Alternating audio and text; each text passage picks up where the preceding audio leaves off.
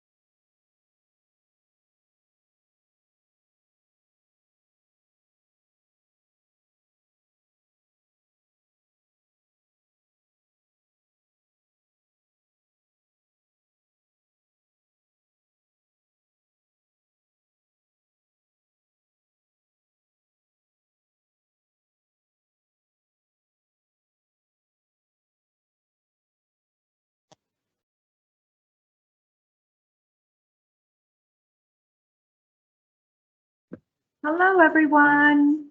For those of you that don't know me, I'm Helena Thompson, and again, I'm a Senior Program Manager in the Department of Aviation, and I want to welcome you to our event this evening.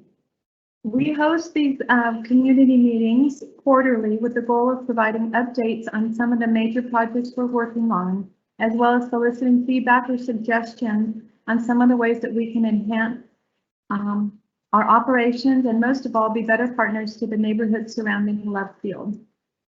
Next slide, please, Chris.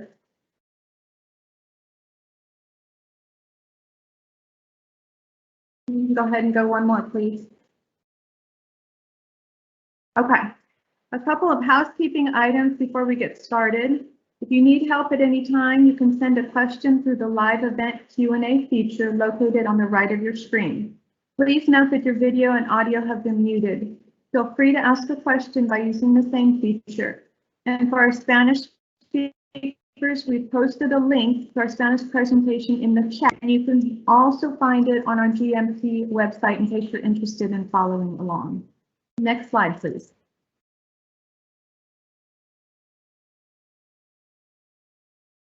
In terms of our agenda for this evening, tonight I'll be giving you a brief overview of the GNP program, and then I will turn it over to my colleague, Anthony Andrews, who's also a senior program manager in our department. Anthony will be providing you with updates on some of our major projects at Love Field. Then I will come back to provide you updates on some of our recent community engagement initiatives. And after that, I'll take questions and answers from the participants. So if you have any questions, please feel free to enter them into the chat at any time during this evening's presentation. Next slide, please.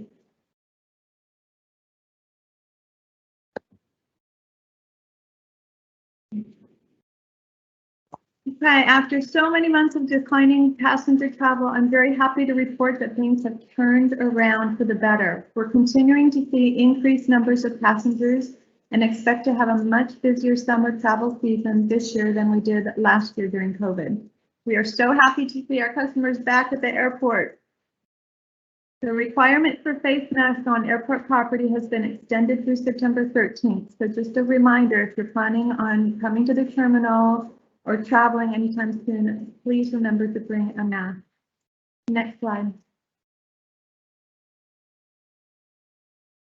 Okay. I'm going to, in order to ensure connectivity and that everybody has good reception, turn off my video, but you'll still be able to hear me throughout the presentation, and I will come back at the end. Next slide, please. I know that a number of you have joined us for previous presentations, and I thank you for that. However, I also think it's important for our new participants and those who are joining us for the first time to give you a brief overview of the program. So what is the Good Neighbor Program? The Good Neighbor Program grew out of the 2015 Master Plan as a community outreach component. It encompasses all activities on our property outside of the runway and terminal. It's our way of connecting with the community to assist us with future ideas and planning inputs. As some of you may be aware, the airport owns land outside of the terminal, and in keeping with the city goals of creating livable, walkable, and interconnected neighborhoods, we want to extend planning as much as possible to our community.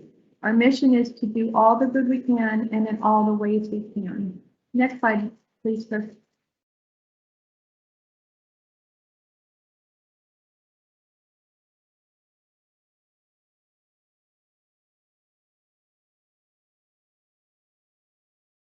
The goals of the although I don't see them on the screen there. There we go. Just a little slow coming up. Okay, the goals of the GNP are to focus on off-airport urban design, landscaping and beautification, parks, trails, and recreational activities, signage and traffic improvements, and pedestrian improvements. Our director, Mark Diebner, has a saying, which I think perfectly sums up the goals of this program, and that is that we are an airport that happens to be in the middle of a community, but our goal is to be a community that happens to be located around an airport. Next slide.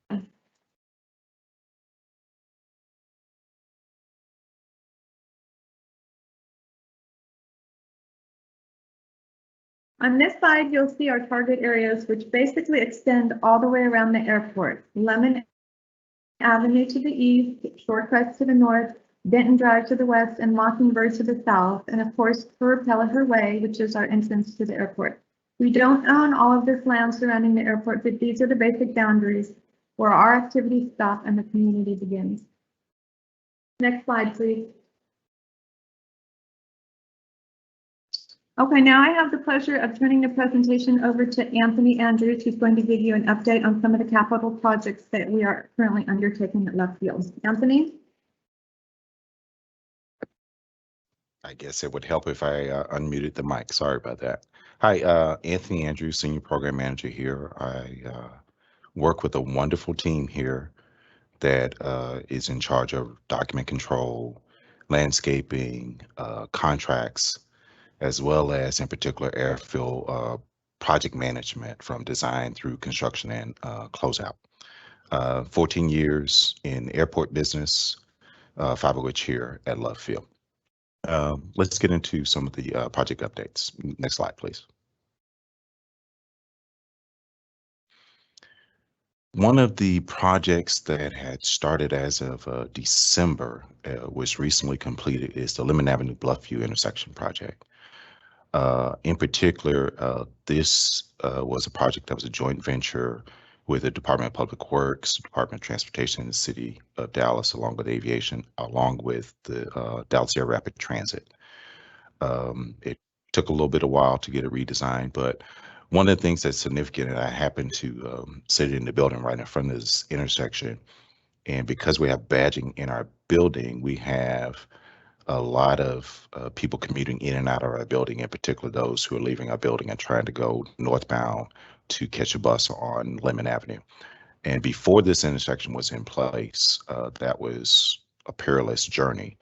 So the addition of this intersection has really helped ensure that the walkable, livable component and interconnectivity is in alignment with what our goals are. Next slide.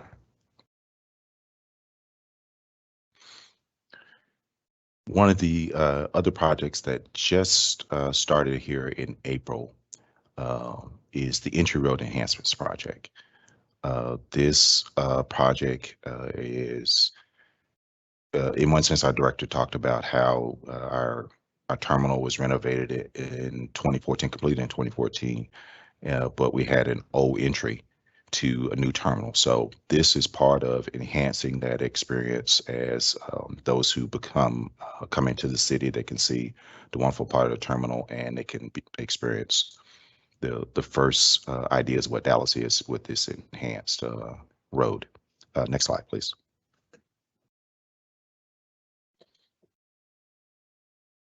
Next slide, please. Okay, thank you. I have a couple more slides on here, so I'm going to tell you what's in the project right now. What's in the project you'll see, or will eventually see, will be a new art feature at the entry. You'll note that there'll be some lighting, overhead lighting for vehicular and pedestrian traffic. You'll note that there'll be some sidewalks improvement, as well as landscaping improvements from Mockingbird as it hits the front door of the terminal and back around. This project is expected to be completed in July of 2022. Next slide, please.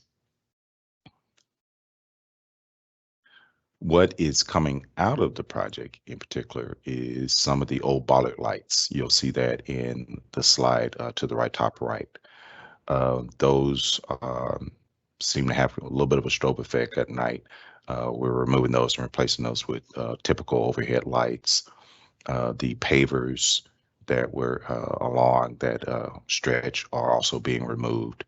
To do some of this work safely for the workers, you'll note that there might be a single lane or in some cases 2 lanes that might be closed during this operation so that we can safely remove everything, get everything placed, get the light pole foundations placed. Please pay attention to our website. We try to keep it updated in regards to any traffic concerns that we have related to placing this project. Next slide, please.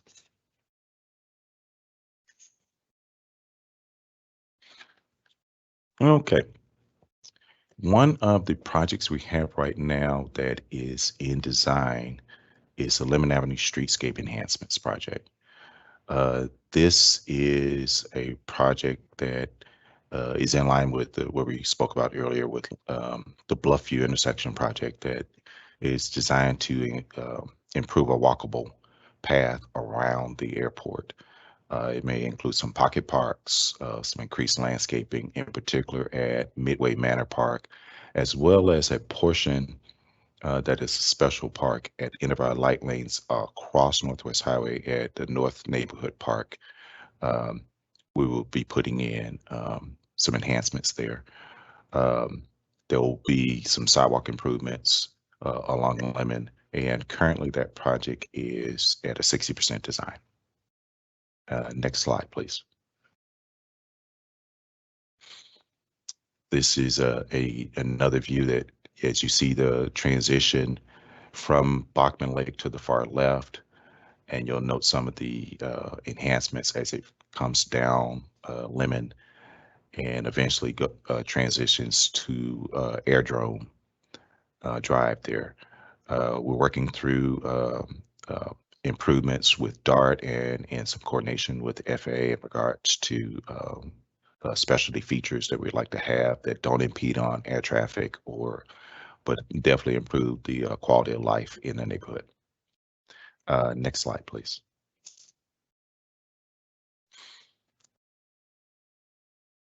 I'm sure a few of you probably noticed our big pile of dirt along Mockingbird. That is part of the reconstruction of runway 13 right, 31 left. This project was started in April. It is expected to complete in February of 2022. As is always the adage in construction, you put a shovel in the ground, it rains, and we did have some weather impacts.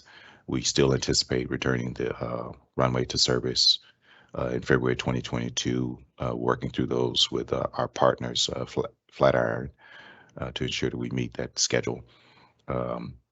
We also did mail out, as you can see in the picture, notifications to those who may have been affected by the temporary displacement of all air traffic onto Lemon Avenue. That was about 1,300 mailers that went out in February, 2 months prior to the runway going down. Next slide, please.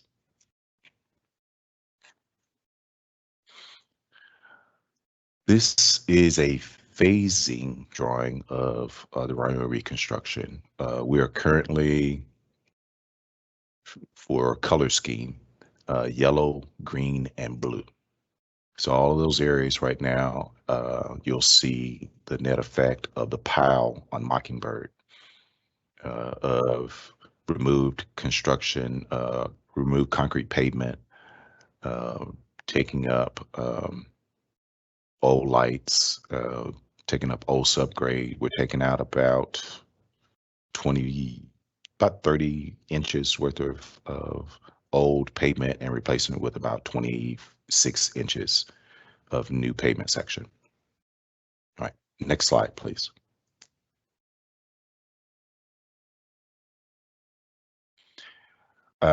These are some overhead pictures. The picture on the right does show the beginning of the pile on Mockingbird on the entry at Herb Kelleher.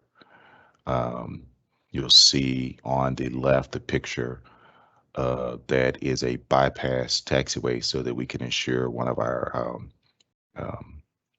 tenants does have access, full access, and is able to maintain the aircraft. That tenant happens to be Southwest Airlines. So we've done coordination to ensure that operations here are maintained safely and can continue to function at a high level here. Next slide, please.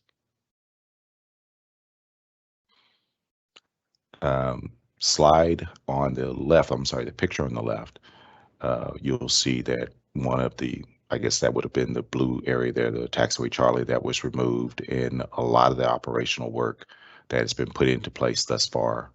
You'll note the runway still, in this particular picture, is cut up but not removed, but we've since move forward on that. So next slide, please.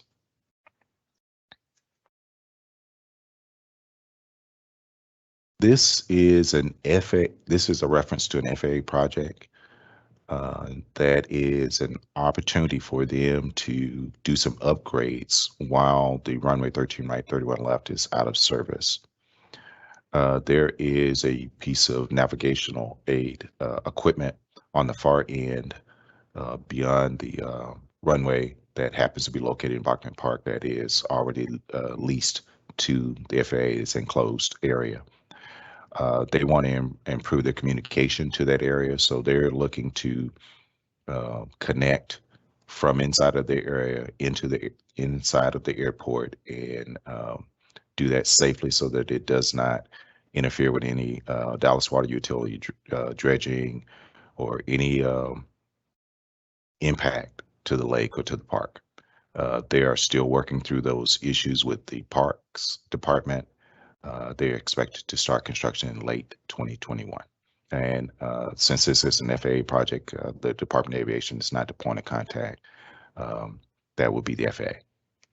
Next slide, please. we want to point out in particular that we've seen a lot of development here on the airport. In particular, next door, you'll note that that was an abandoned building 2-3 years ago, and has since been restored and kept its historical features, and in some cases has expanded. That we've got additional improvements there. In particular, right outside this window is the Callaway's Garden that is available, or Callaway's Nursery. That is an added feature to the neighborhood. Next slide, please. Also on that particular site, as mentioned, the Callaways, there is TAC Air and FlexJet that are in hangar operations here, as well as the Venture X, which is the co-sharing, I guess that's the proper way, flexible workspace opportunity here that I guess back in the day I would have probably gone to Starbucks to get some of these things done, or FedEx. So this is an opportunity to have a available space to work there. And also on that placard, there was a reference to on rotation kitchen and pub. I noted in particular, they said they had gluten-free fried chicken, and I'm from the South. I don't know about gluten-free, but you know, I'm gonna give it a try. All right. Helena, I think that concludes my portion of the updates. I'm going to return this back to you. Thank you very much, Anthony. Before I continue with the presentation, I do have a very special guest here with us this evening that I want to introduce to you. So I'm very, very proud that our incoming council member for District 2, Mr. Jesse Moreno, is on the line with us this evening, and would like to turn it over to him to see if he'd like to say a few words to our viewers. Mr. Moreno?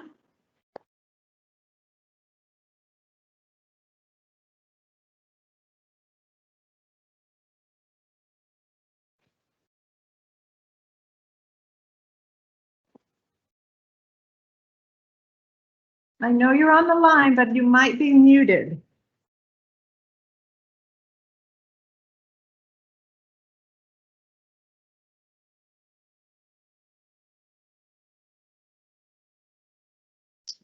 Mr. Moreno, can you hear us?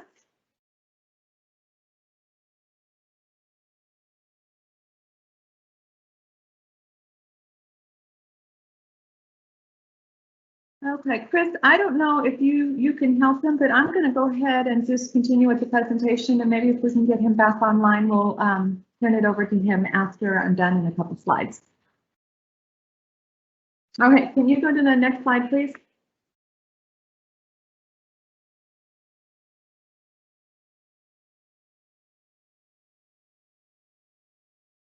Okay, as we continue to work to build bridges with the community, I feel very strongly about giving back in any way that I can, and I was very pleased that Rachel and I were able to participate in mid-April in the Bachman Park Community Cleanup, which was organized by Susanna Brown and the Friends of Bachman Lake.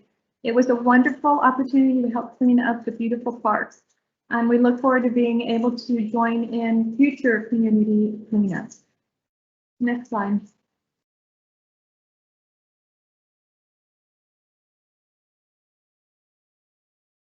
So we have a Gnp newsletter that we send out to those that are registered to receive announcements.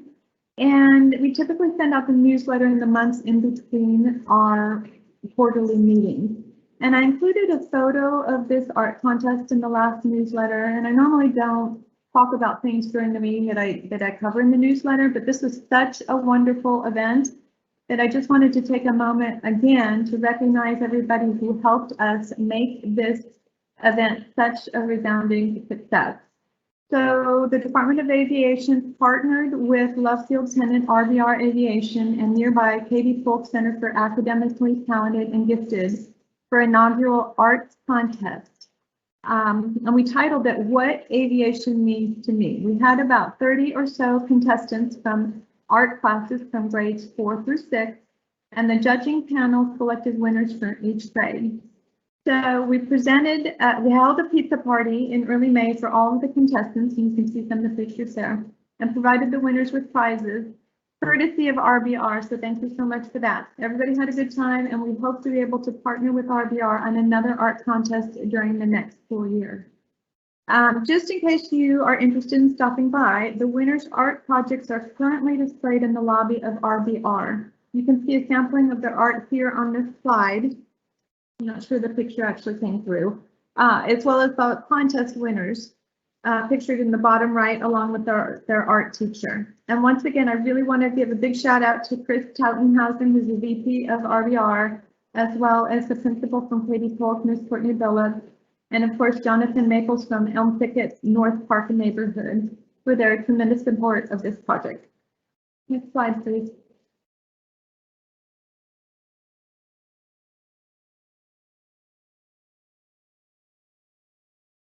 The Department of Aviation was proud to participate in the Elm Thicket North Park annual Juneteenth parade on Saturday, June 19th. We were joined by outgoing Deputy Mayor Pro Tem Adam Medrano, as well as new District 2 Councilmember Jesse Moreno. And again, a big shout out to all of our employees who have participated in building our float and also participated in walking the parade, as well as Jonathan Maple, the president of Elm Thicket North Park HOA. We had a blast, and we very much look forward to participating next year. Next slide. I'm very, very proud to announce that we're partnering with Friends of Bachman Lake and Bachman Together Now to create a community team and participate in the American Heart Walk, which is scheduled for Saturday, September 11th. We will be meeting at 9 a.m. at the Bachman Lake Pavilion and invite you to join our community engagement group as we walk around Bachman Lake in support of the American Heart Association. So as you're probably aware, the American Heart Association's mission is to fight against heart disease and stroke, which, as they say, are the #1 and #5 killers of men and women in the United States. We're very proud to support their mission. So registration for this walk is free. However, I did want to let you know that the American Heart Association does fundraise to support their cause, but fundraising is completely optional. If you'd like to come out and join us as we walk around the beautiful lake, please visit the link that's on this slide to register, and Chris, hopefully you can post this link in the chat, and then you can go there and hopefully all the community members can take a look and sign up. So please let me know if you have any questions. You'll be seeing more about this as we continue to publish this great event, and I hope to see you there. Next slide.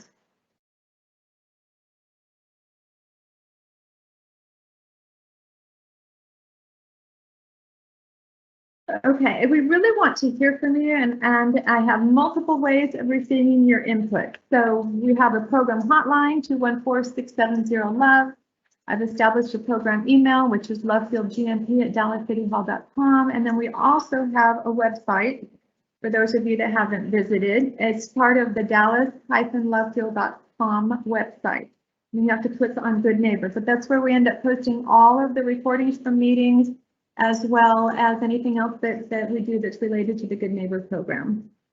So please, I just wanted to let you know, please note on our website, we have a speaker request form. If you're interested in coming out and having us, me or myself or one of my colleagues come to speak to your organization, you can sign up through this form and we will get back to you and be happy to come address your HOA or any other organization that you might be a part of. Next slide, please. So to sum it up, we believe in being a good neighbor and want to hear from you. As was mentioned in prior meetings, the 2015 master plan identified buffers, landscaping, and pedestrian crossroads as priorities. So as we've gone through the presentation this evening, I hope you've been thinking about ways that we can be a good neighbor, and are there additional things that you'd like to see from us or done in terms of community connections, and what are other things that we can do within the realm of possibility to be a good neighbor? We really do want to hear from you, so please let us know. Next slide, please.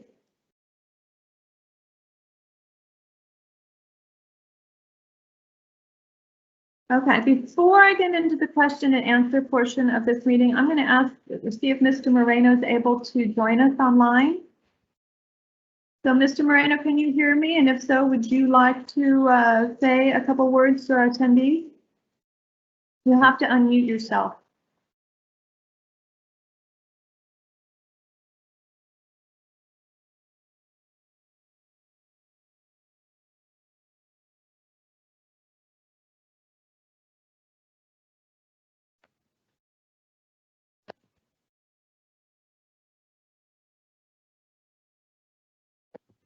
Okay, it appears that we're still having technical difficulties. So I'm going to go ahead and start the questions that we've received so far. There's a couple that are in the link. Let me see if I can go back and read these, and then we'll have somebody address them. Okay.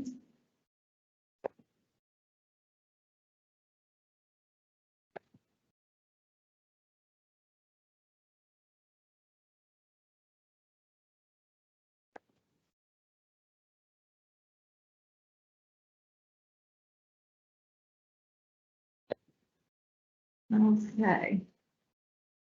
All right, this is taking me a minute.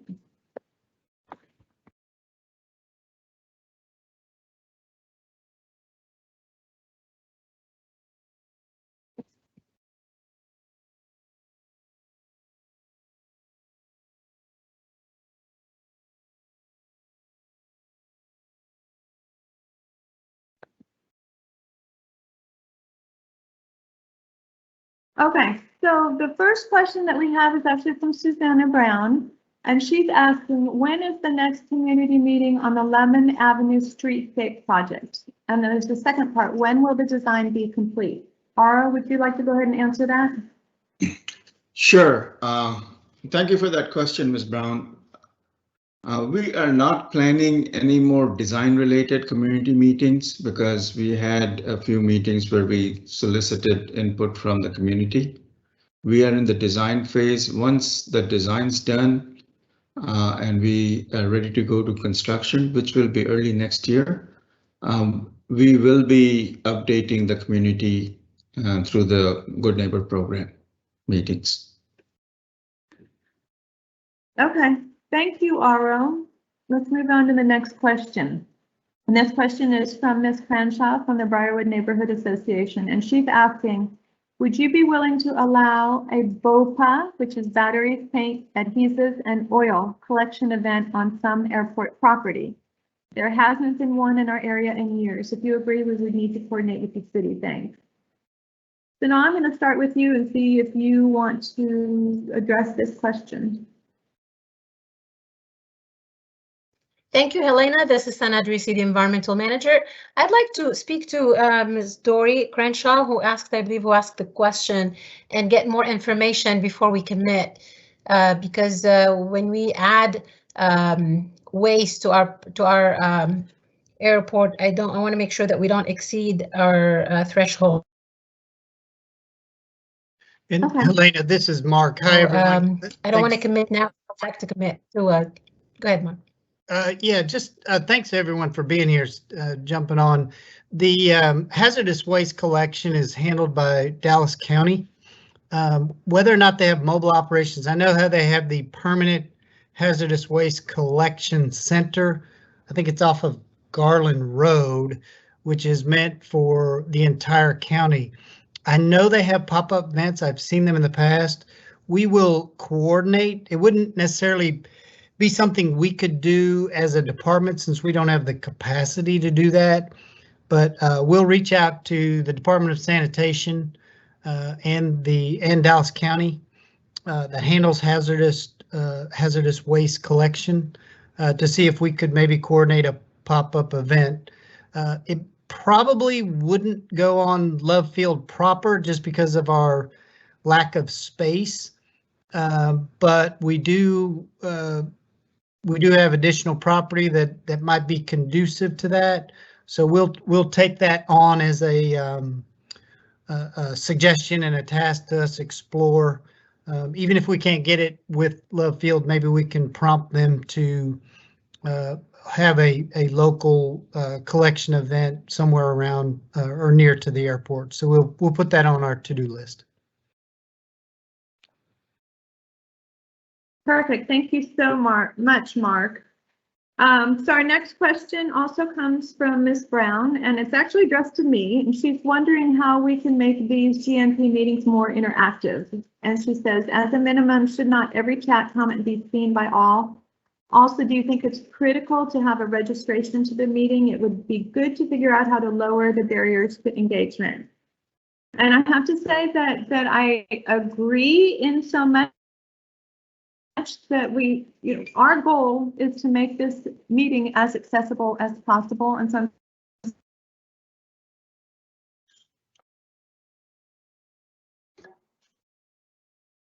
You faded out, Helena. And the question was addressed to me, and I'd be happy to follow up with Ms. Brown, because our goal is really to make these meetings more as engaging and as accessible as possible to everyone in the community. And Helena, this is Chris. I'll just on the registration portion, Ms. Brown, I apologize for that. We have to set it up that way just because there's not a good way through Teams to provide a link in advance. So that's why we do the registration, and I send that link out to all those who register. We got about 70 or I think about 65 registrants this time. And then I do post the link there on our website. So anyone who wants to join is able to. They don't have to technically register. That just helps us to get some questions in advance.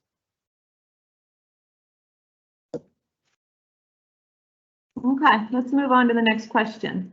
This question was also submitted by Ms. Brown, and she states, please provide the specific zip codes that were used for the runway reconstruction notification. Impacted neighborhoods were not notified. Specifics were requested prior to the meeting on which areas were notified. Your update is not providing the necessary details. Feel free to email if needed.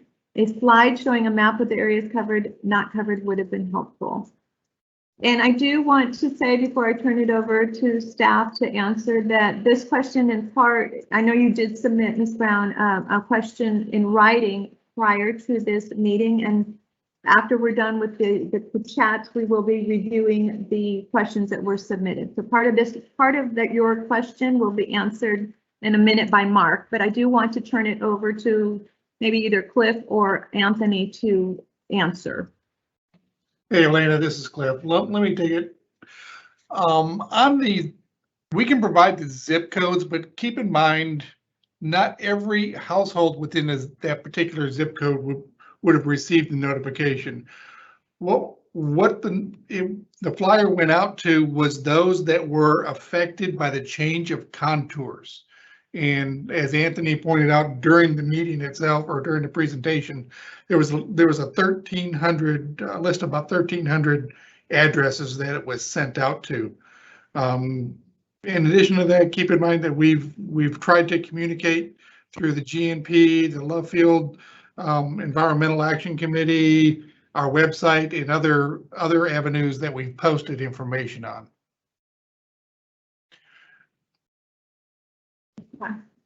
Okay. Anthony, did you have anything else to add? No, ma'am. I think he has it. Okay. Okay, moving on to the next question, which is also from Ms. Brown.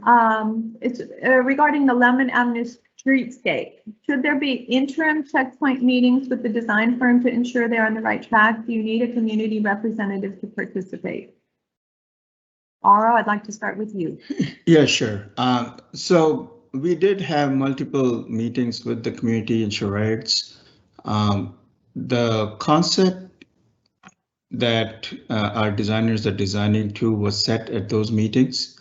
Right now, everything is basically technical and regulatory, where we're coordinating with FAA, we're coordinating with Parks Department and Transportation Department, and basically overseeing the design to make sure it meets all the state criteria for safe design. So if we come to a point where we are drastically changing the parameters of what we had agreed on, definitely we will reach out to the community again for input. But at this time, we are running with what we were given and just taking this to final design stage. Wonderful. Okay, so that concludes, I want to make sure I'm not missing anything, the chats that actually came in during the presentation. And so what I'd like to do now is go back to the questions that were submitted in writing prior to the meeting this evening. So can we go to the next slide, please? And I'm going to turn this over to our director and let him run through some of these questions and answers. Mark? Yeah, thank you, Helena. So we'll run through these questions. I won't read them verbatim. This relates, but I'm going to jump back. I looked in the live event Q&A. There were a couple quick questions. Let me address them. And actually, they're kind of repetitive. So I think there's a question about the trail loop, and we'll get to that in a minute. It was submitted ahead. And then the regarding schools. Okay, so we'll address those here in just a second. First question about the communication to the community with regard to the runway construction, as Cliff and Anthony already kind of talked about. We have, as part of the NEPA process, which is National Environmental Protection Act, as a federal facility, we have a number of things that we are required to do in order to gain what's called a FONSI, or a finding of no significant impact. So when we ran the projections on the change in the noise contour, and the contour that we're talking about is the 65 day-night average level of noise. And that is a scientifically based average level of noise that the FAA uses as the benchmark. Things that are inside that, which means they are subjected to a 65 decibel day-night average level of sound, are considered impacted. So in that case, the projections, while we moved all of the traffic onto the single runway, the Lemon Avenue runway, that contour changed based on our projections and affected about 1,300 residential, commercial, and industrial addresses. As part of the FONSI as mitigation, we were to send them specifically a letter, much like zoning. If anyone's ever been involved in a zoning change, there are requirements cities send notice to property owners within a certain distance of a proposed zoning change. This is much like that. So the requirement to send specific letters to those addresses, those 1,300 that were affected, we did complete that. So we are in full compliance with the FONSI.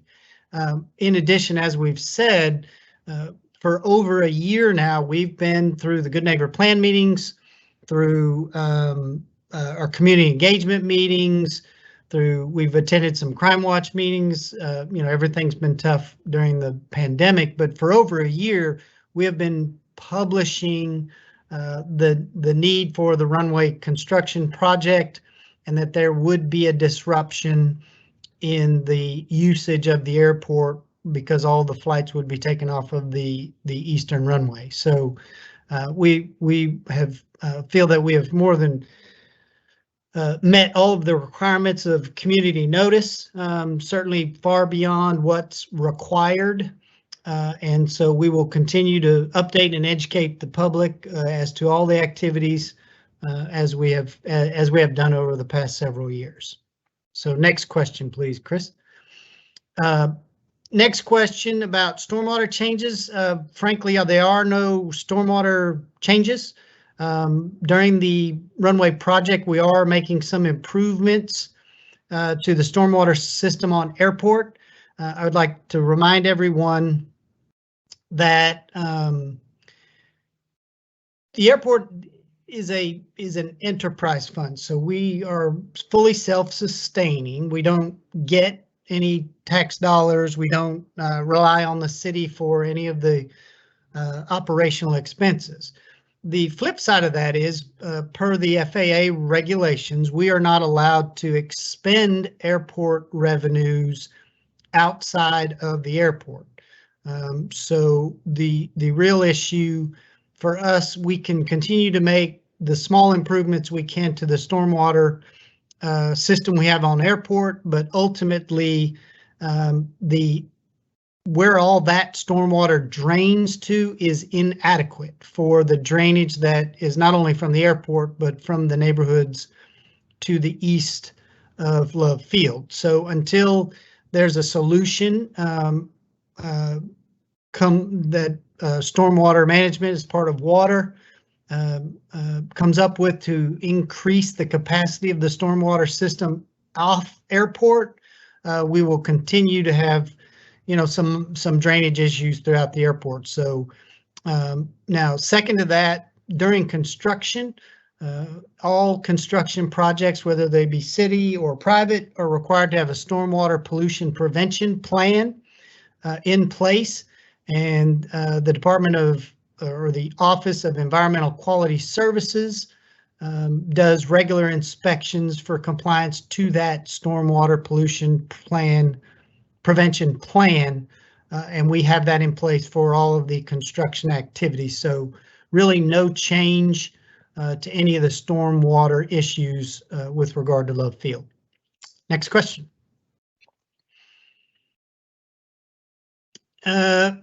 This is kind of a long question, but ultimately is when is Love Field engaged with DISD on the noise impact area schools?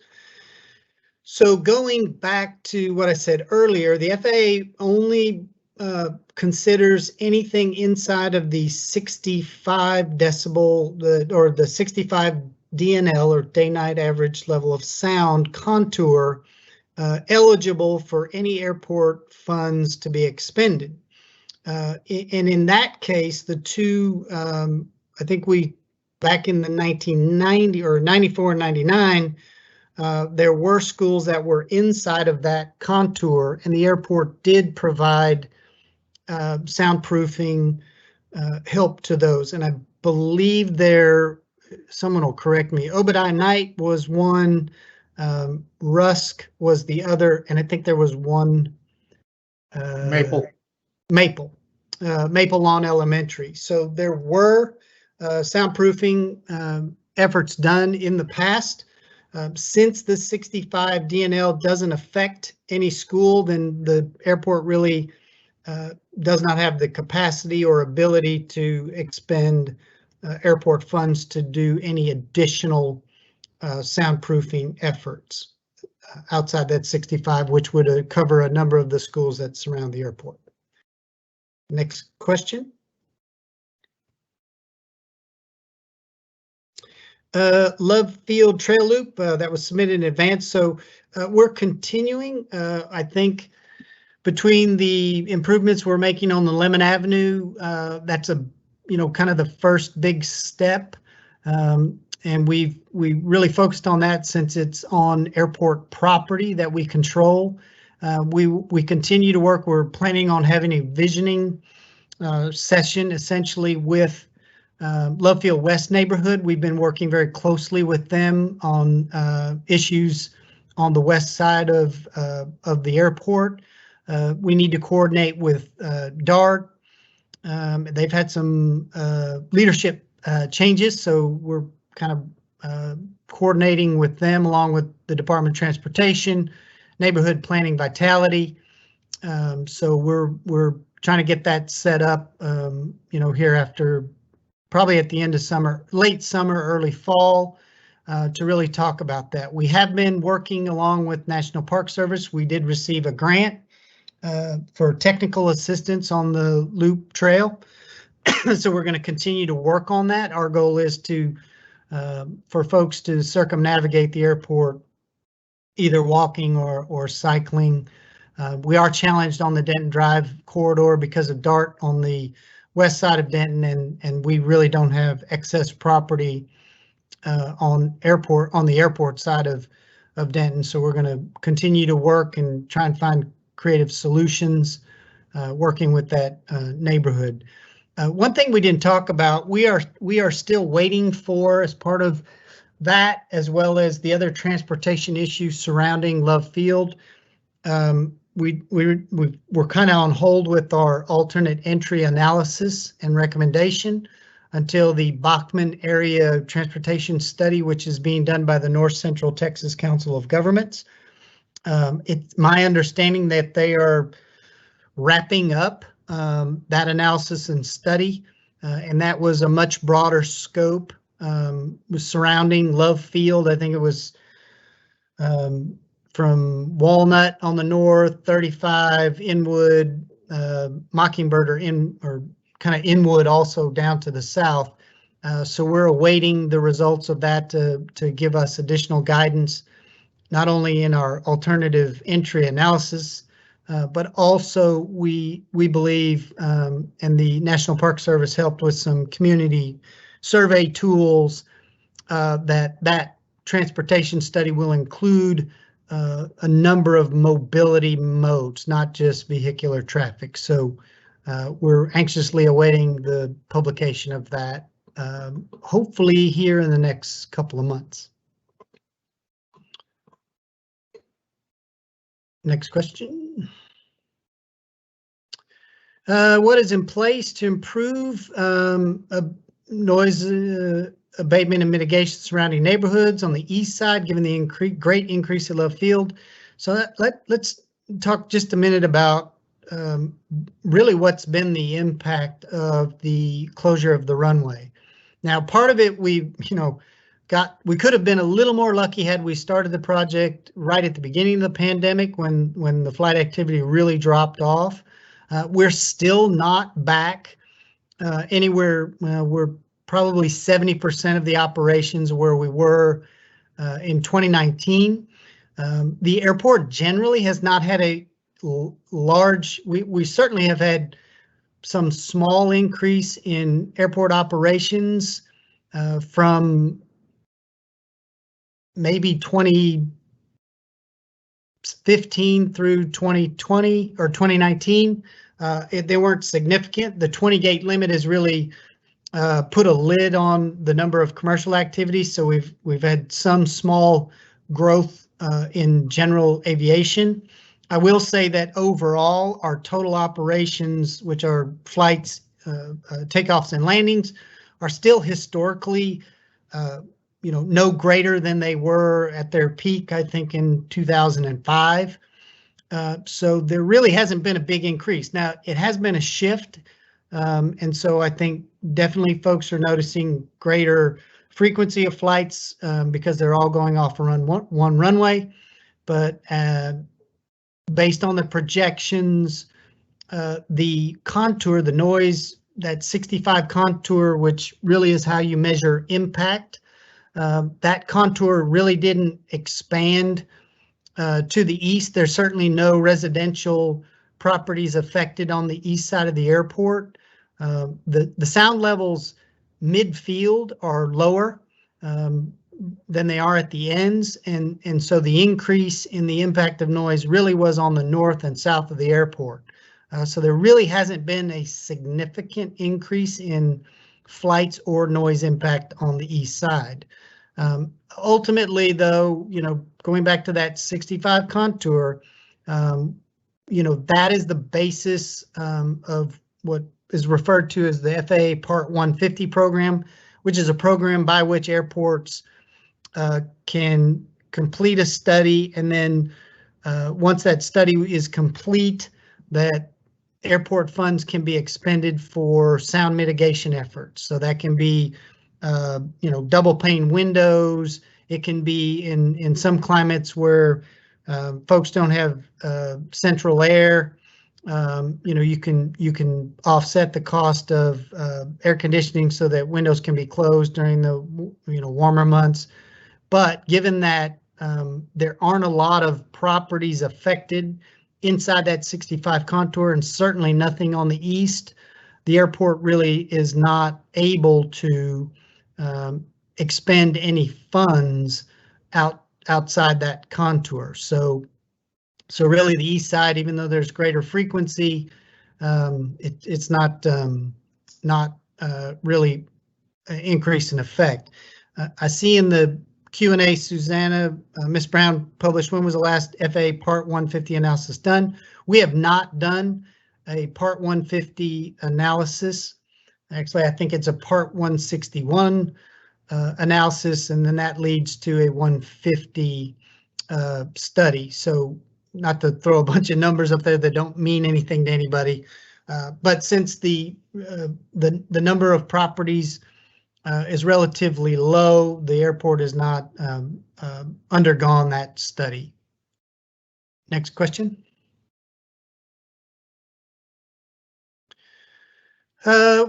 This one's kind of a recommendation that we should stop all takeoffs and landings between the hours of 11 p.m. and 6 a.m.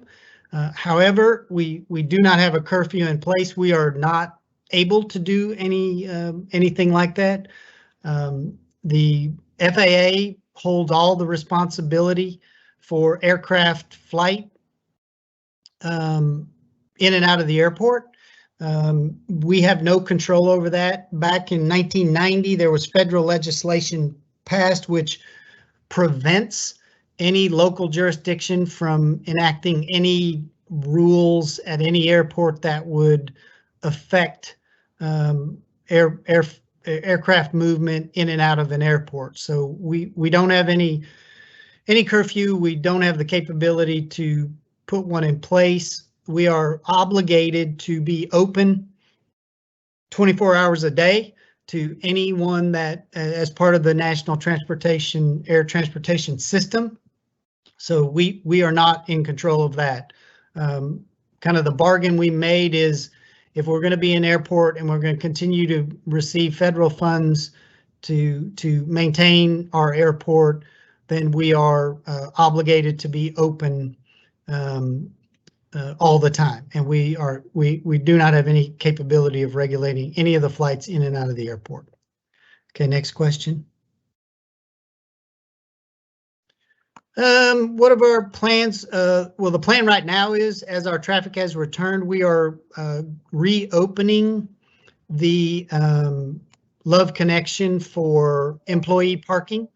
So it's empty right now because we moved all the employees to cut the cost of operating that lot. We moved them all back to the garage, but they will all be moving back to the Love Connection. That will be our remote employee parking lot, September 1st.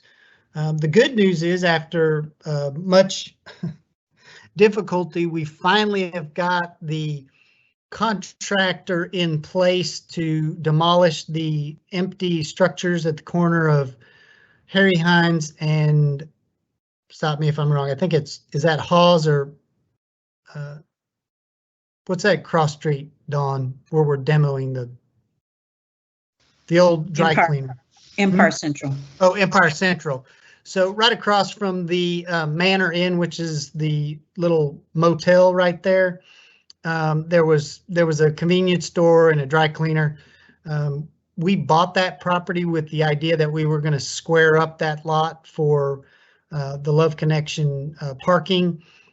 It's been vacant. We've got it fenced off, and it's been kind of a maintenance headache for us as people, get over the fence or through the fence and trash and all that. So we've been trying to get the contract in place to demolish that property. So that is now green lighted. So hopefully we'll get those structures cleared off of there, and then we'll square up that fencing, and so it'll be a lot cleaner look rather than have those two empty vacant storefronts. Next question.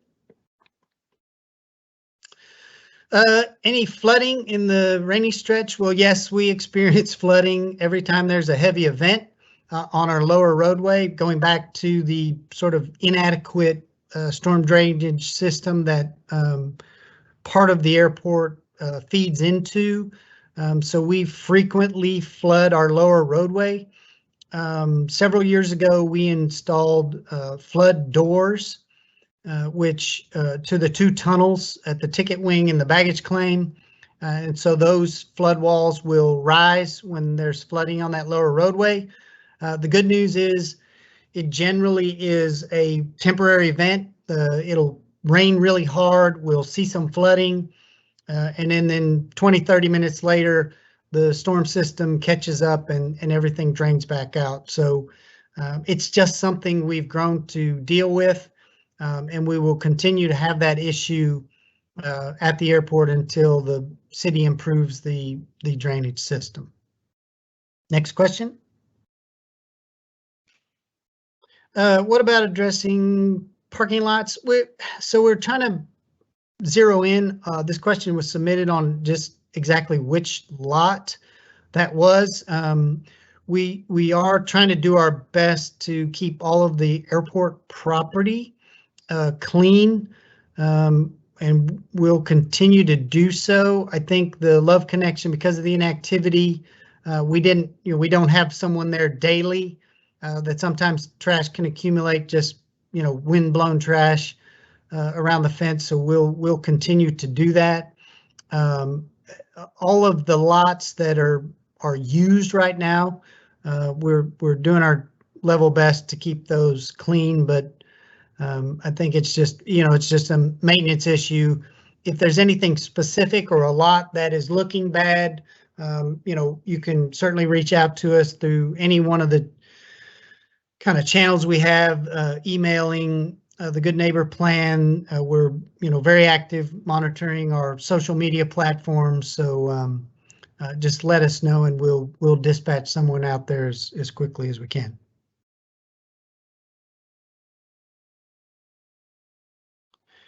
This question we referred, and I'm not going to read the whole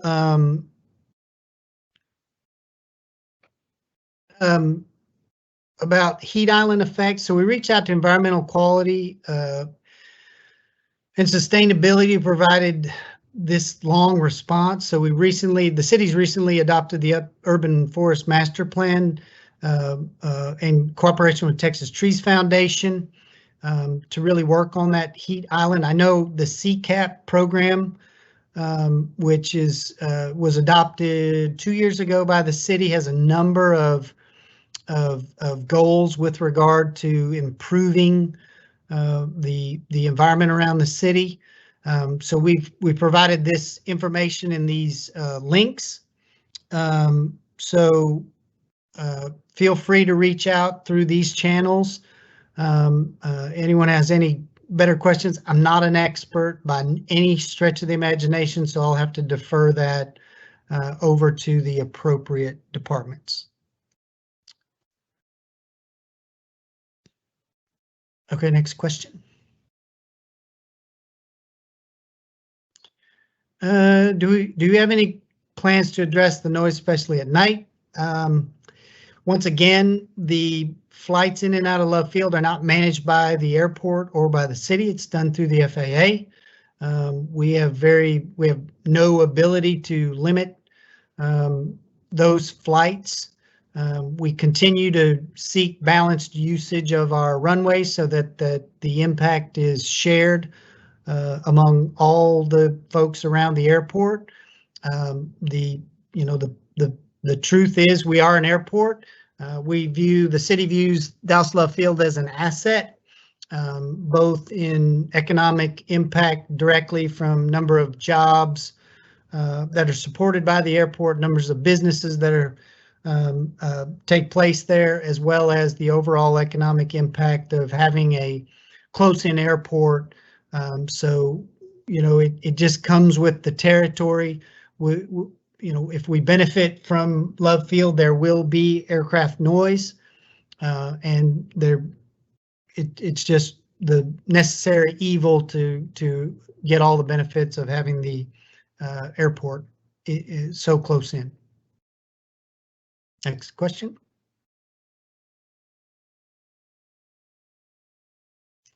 Can we provide update on Lake Skate Park? So we reached out to the park, and quite frankly, we haven't gotten a lot of information from Parks and Rec since it's really not related to aviation. but they did mention that they had scheduled a skate park community input meeting this evening.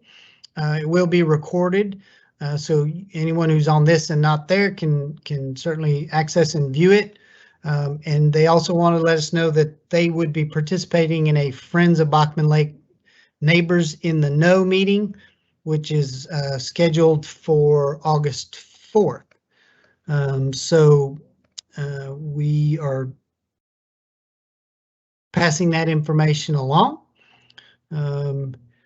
And then there was one other question Ms. Brown submitted. When was the 65 DNL contour defined? That contour is actually calculated every year. So we have a consultant that provides a noise contour study each and every year. And additionally, we did a projected contour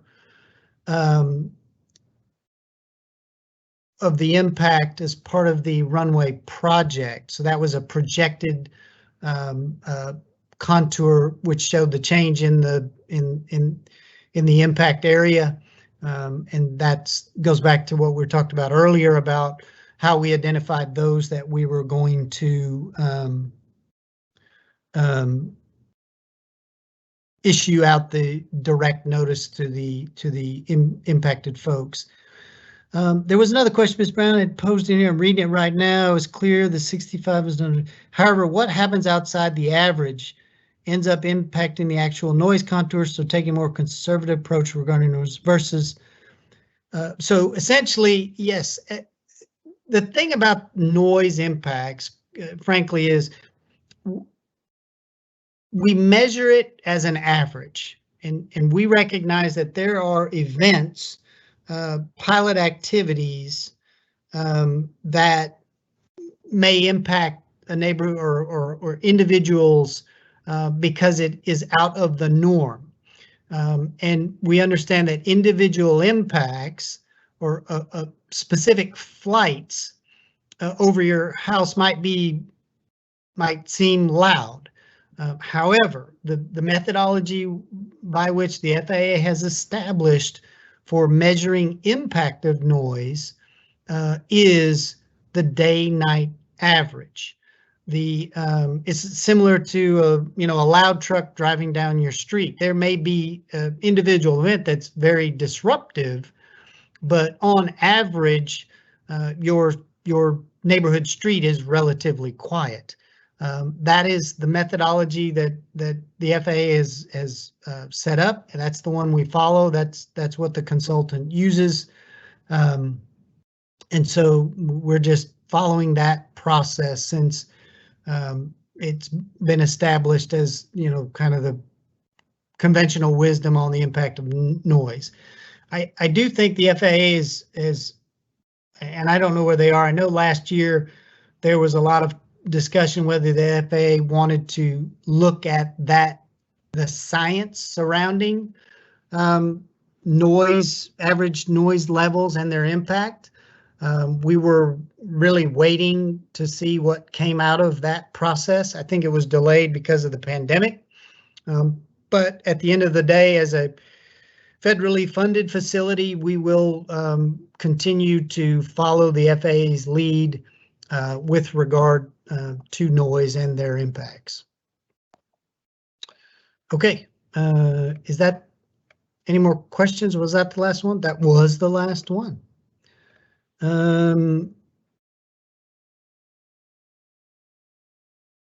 Okay, and so last question. So let me go back to change. I understand that virtual meetings are not ideal for interaction. However, to maintain control of the meeting and the quite frankly, the technical tools the city allows us to use have limited our capabilities for a really interactive sort of virtual session. It is our hope. I know that there will be some budget town hall meetings that will be conducted in person. I think as the rules have relaxed, I truly believe that having an in-person meeting is where we would like to be, and hopefully this fall we can get an in-person meeting scheduled. And I think the city has already begun to do that process. We still are a city department. All of our workforce is back full time, and we have been since April. And frankly, probably 80% of our workforce never left. There was no work from home for a large part of our operations because they, it took place at the airport. So we're kind of waiting for the city guidance. As a city department, we're still beholden to follow all the city personnel rules and the guidance that they've given with regard to in-person meetings. And as that's going to relax, we really think we can get to an in-person meeting, which would allow for a little more interaction. And so we're hopeful that that can happen really, really soon. But this is, the best tool we have at the time. And so we didn't want to miss the opportunity to continue to share information as we've done over the past years through this Good Neighbor program, as well as all of our social media outreach. The Love Field Environmental Advisory Committee meeting, which will address a number of environmental issues, including noise, is also scheduled this Thursday, I think. So we remain committed to continuous engagement with all of the surrounding communities, and we're gonna do our best, using the best tools available to us. So we'll keep trying to make it better. That's about the best answer I can give you right now. So with that, Helene, you want to kind of wrap it up? Yeah, I just wanted to let everybody know, if they're not aware, that Mr. Moreno, Councilmember Jesse Moreno from District 2, and then Ms. Gay Donnell Willis from District 6, the newly elected council members, were scheduled to be here with us this evening, and I know that they experienced some technical glitches, technical difficulties, so I wanted to just, again, express our apologies on behalf of the department for those glitches, and we'll certainly work on doing what we can to resolve that for the next time. And as Mark said, we're waiting for the city to relax some of the in-person rules for in-person meetings. Hopefully that'll happen here soon. If we're able to go back and have a live meeting in person in the fall for our October meeting, we'll certainly reach out and let you know. And just appreciate everybody being on here this evening. There's no further questions. I'm going to go ahead and close it out, just with a reminder that we really do want to hear from you. We really want to be as engaged as possible with the community and value everybody's time and participation. So, thank you very much. Until the next time. Good night.